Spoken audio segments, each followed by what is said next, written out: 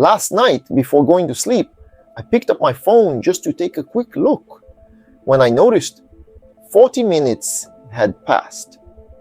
It was as if I had no control over myself anymore. No boss told me to, no one gave an order, no threat was made.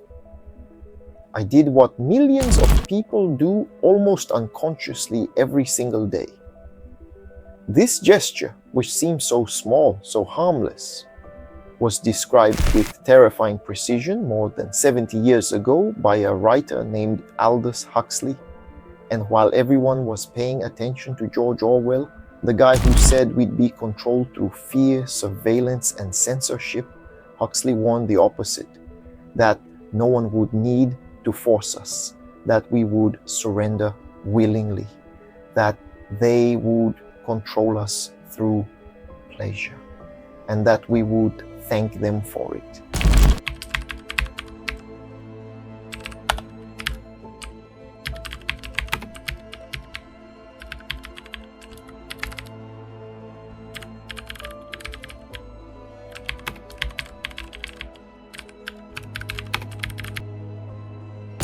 Two of the greatest writers of the 20th century looked into the future, foresaw what was coming, and each wrote a warning to humanity. Orwell said the danger would be the iron bars. Huxley said the danger would be the couch. Time passed, and one of them was dead right. Stay with me, and I'll show you which one and why. The answer changes the way you see your own day. Huxley wrote that people would end up inside a cage without anyone having to push them in. They would walk into the cage on their own. Has that already happened? The uncomfortable truth is, yes, we weren't dragged in, pushed in, or forced in. We walked in of our own free will. And once inside, we saw that the cage is actually pretty great.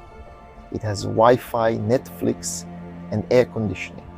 It has food delivered in 30 minutes and 500 shows to watch.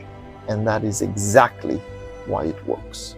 Orwell imagined that control would come from the outside, a dictator, a party, a surveillance system. But that's not quite how it played out.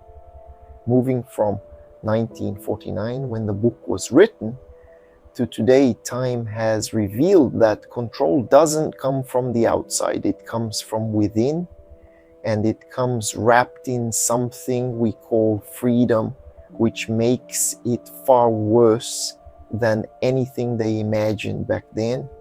It's worse because it's not obvious, it's subtle. It happens without people noticing. And if no one notices, no one thinks they're being controlled, which makes everything so much easier. I know, because I fell for it too. And honestly, who wouldn't?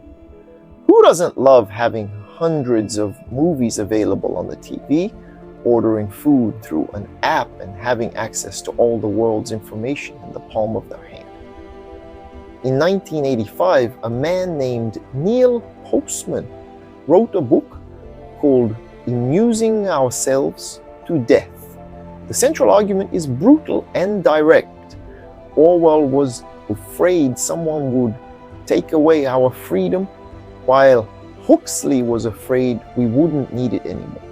Postman looked at American television in the 80s and saw that Huxley was right. Information wasn't being censored. It was being drowned out by an avalanche of entertainment. Politics became spectacle.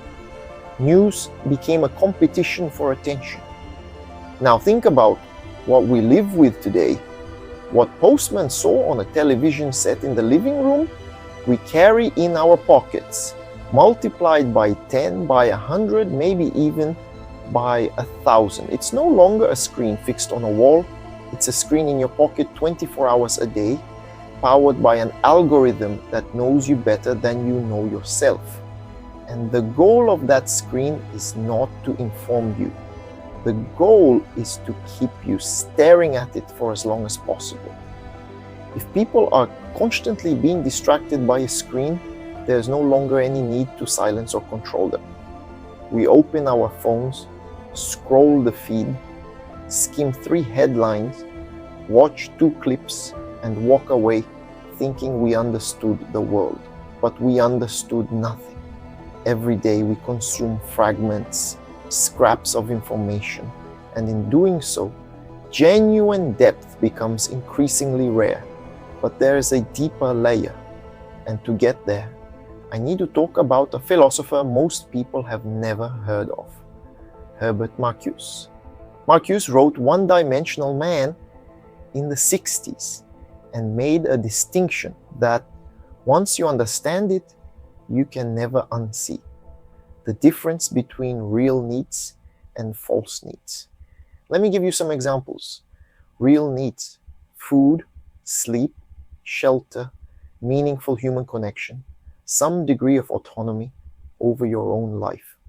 False needs: upgrading your phone every year, needing to binge 150 episodes of a show just to unwind, feeling anxious when you haven't posted anything in 2 days, going somewhere new and feeling like you're obligated to share it online.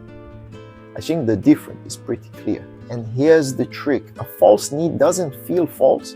It feels just as real as the need to eat. That's because it was planted so subtly that you'd swear it was yours. You don't say, I am being manipulated into wanting this. You say, I chose this. And that is the fundamental difference between Orwell and Huxley. In Orwell, the person knows they're trapped. In Huxley, the person thinks they're free. Which one is worse? 6 months ago, right after buying 2 books I had been wanting to read for a long time, I caught myself complaining that I had no time to read.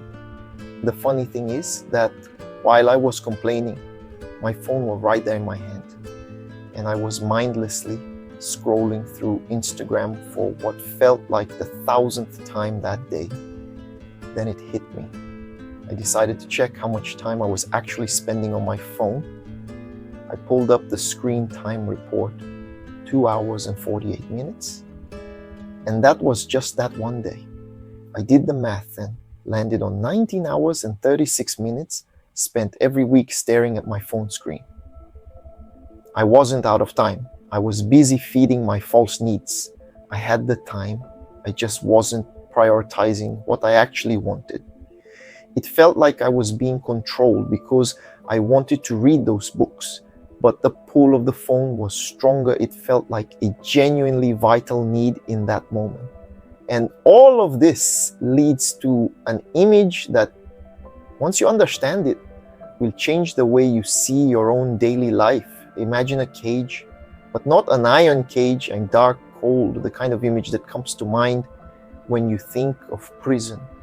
Imagine a beautiful cage, climate controlled, with a 65-inch flat screen, with food delivered to your door in 30 minutes, with an endless playlist of music that matches your mood, with a feed that shows you exactly what you want to see.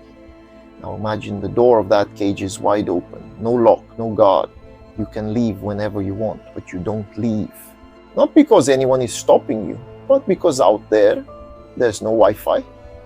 Out there, there's no phone.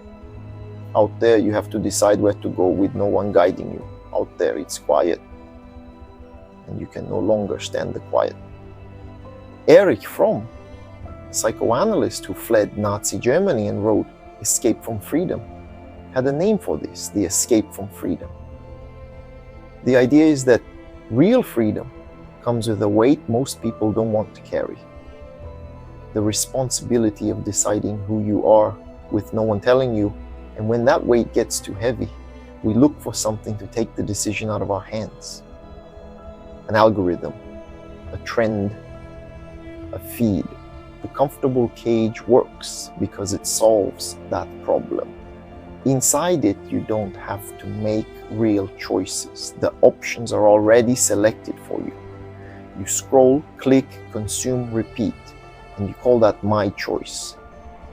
But if it's your choice, why does it look so much like everyone else's? If you and I and 200 million other people are watching the same shows, buying the same products, repeating the same opinions, using the same filters, Are we choosing or are we obeying without even realizing it? Huxley knew you don't need chains when comfort does the same job. Actually, let me correct that. You don't need chains when comfort does a much better job. And here is the moment of decision, because everything I've said so far could turn into just another video you watch, agree with, and forget in 48 hours. One more piece of content in an endless ocean. Or it could be the moment you look at the open door and ask, what's on the other side? I'm not telling you to throw your phone away or to go live off the grid. I'm asking for something that sounds simple but actually hurts. To stop entertaining yourself long enough to ask whether you're living the life you chose or the life that was chosen for you. The irony of all this, and it's an irony I find beautiful precisely because it's so cruel, is that the door of the cage was never locked. Nobody trapped you. You can leave right now, but leaving requires something that comfort has quietly untaught you: discomfort. Leaving means looking into the void without immediately filling it. It means sitting with a question without rushing to Google. It means tolerating silence without stuffing a podcast in your ears. Huxley didn't describe a future where people suffer. He described a future where people are happy, but a happiness so shallow that they never realize they're trapped. And what makes it frightening is that this happiness works. It numbs, it occupies, it fills every crack of attention. But this shallow happiness, at the end of the day, is the source of that feeling that something is always missing. So I want to end with 3 proposals, not 3 tips, 3 proposals so that you and I don't become casualties of the control built into modern society. First proposal: identify one need that isn't yours, just one. It might be the impulse to check your phone the moment you get into an elevator or the second you lie down at night. It might be the need to have an opinion on everything happening in the world in real time. Pick one and spend a month not feeding it, not forever, just 1 month, and pay close attention to what happens inside you when that need screams and you don't obey. What you feel isn't hunger, it's withdrawal. And withdrawal is the sign that you're on the right path to freeing yourself from a need that in reality was never real. Second proposal: sustain the silence. Huxley warned that control would come through excess, not through deprivation. So resistance begins with subtraction. 10 minutes a day with no stimulus at all, no screen, no audio, no distraction. 10 minutes where the only content is whatever is already inside your head. It's going to be uncomfortable. That's the point. It sounds easy when I put it that way, but a lot of people will be genuinely surprised by how hard it is to simply be alone, just you and your own mind. The discomfort is the sign that you're stepping out of the cage, because inside it, discomfort is the one thing that doesn't exist. Third proposal: do one thing the algorithm didn't predict. Read a book no one recommended to you. Go somewhere and don't take a single photo. The algorithm knows you because you're predictable. The moment you do something unpredictable, you break the pattern. And when the pattern breaks, the cage stops working, because it depends on your repetition. Without repetition, there's no data. Without data, there's no prediction. And without prediction, there is no cage. Orwell said it would be the bars. Huxley said it would be the couch. We're on the couch, and the couch is so comfortable that most people will never get up, but you're here. And if this video did anything, it showed you that the door is open.